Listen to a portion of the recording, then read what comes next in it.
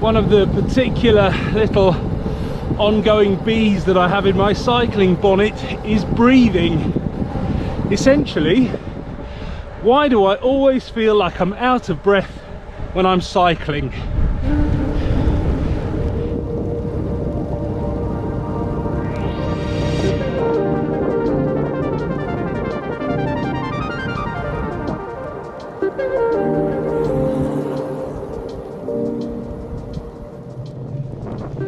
Of course, the glaringly obvious answer is that I'm just hideously unfit, but I'm not sure that's the whole answer.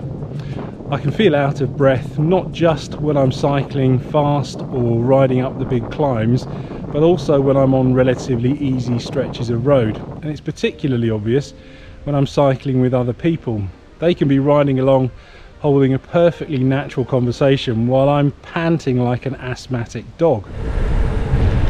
Another reason I'm not completely convinced that lack of fitness is the whole story is that I can also get out of breath while I'm standing around talking for any length of time, like I did with that piece to camera back there. I think what's actually happening is that I'm hyperventilating. Hyperventilating is normally more closely associated with panic attacks, and yes, while there's plenty to panic about in this world at the moment, what's actually happening in your body when you hyperventilate is, well, at the risk of oversimplifying things, is that you are breathing all of the carbon dioxide out of your body so that there aren't trace amounts of carbon dioxide left in the blood. And now, while most people think that carbon dioxide is actually a very bad gas to have in your body, and to a certain extent that's true, if it gets too high, carbon dioxide is actually poisonous and will kill you. But you actually need trace amounts of carbon dioxide in your blood to be able to breathe properly. And essentially what's happening there is it makes your blood slightly acidic, and then that allows the oxygen in the hemoglobin to be released to the muscles when you need to do exercise. Now, for me at the moment, me hyperventilating is just a theory, and up until now I haven't really had a way of testing it out.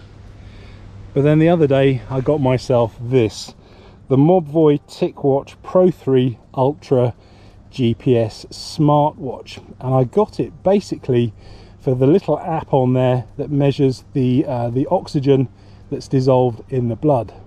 Now, from what I've read about hyperventilating while exercising, it suggests that if I were to measure my blood oxygen saturation levels, they would actually be elevated, and I think a normal blood oxygen saturation level is going to be between 95 and about 97%. So let's just do that now using the app on the Ticwatch.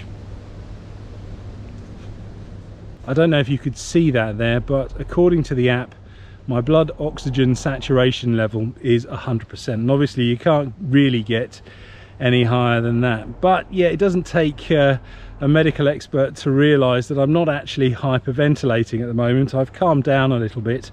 So yeah, I think I've just got that trace amount of carbon dioxide coming back into my blood, and hopefully my oxygen saturation level will lower slightly and get back into that kind of normal range between 95 and about 97%. Not only will the Ticwatch measure your blood oxygen saturation level on the spot, but if you wear it over a length of time, it will kind of do that in the background and produce a graph over time of your oxygen saturation levels, which is particularly useful. It will do a similar thing for your heart rate as well, and I've been using this at night to kind of monitor my sleep quality. So I've been keeping an eye out for any particularly high or low heart rate events, or even any kind of low oxygen levels when I'm sleeping, which would indicate some kind of sleep apnea thing, and thankfully there haven't been any so far. It also has GPS on it and a couple of little apps that will track you for your run or your bike rides, and it will even talk to Strava, so it will upload it direct to the platform. And it also has a pretty good battery life as well, so if you have the settings correctly, the battery will last up to about 4 days, so that's pretty good.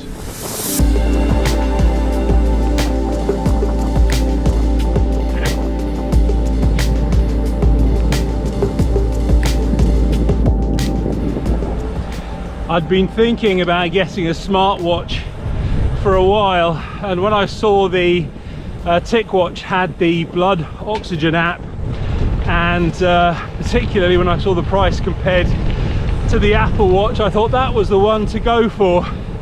In case you're wondering how accurate that app is, I did a little bit of research beforehand and found a video of some chap testing it out and comparing it with an NHS approved blood oxygen measuring device, and it seemed to be pretty accurate. So I'm pretty confident that the results that it's giving me are very accurate indeed.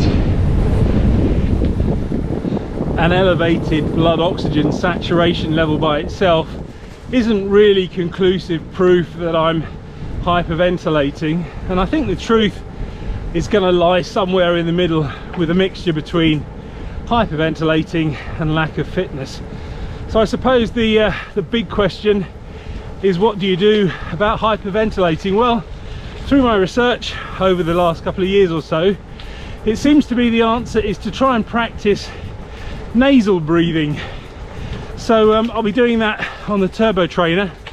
And if you've been watching the vlog for a while, you'll know that I've been experimenting with that for a while now, with kind of mixed results. So might be time to give it one last effort.